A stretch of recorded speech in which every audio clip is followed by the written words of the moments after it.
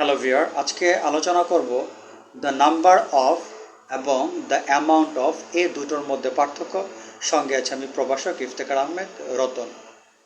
Are the number of হচ্ছে গণনাযুক্ত নাউনের ক্ষেত্রে বসে, যেমন the number of people came here, এখানে পিপল গণনা করা যায়।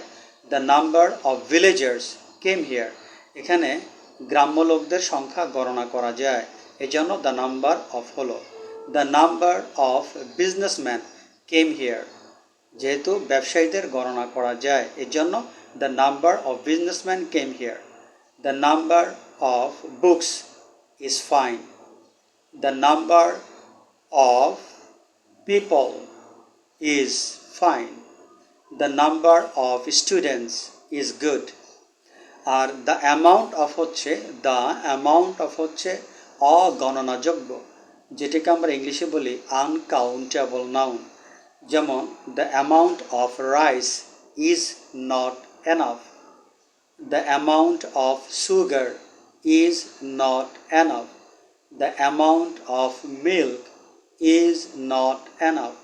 The amount of water is not enough. যেহেতু এগুলো কোনোটি গণনা করা যায় না, এজন্য দ্য অ্যামাউন্ট অফ হলো।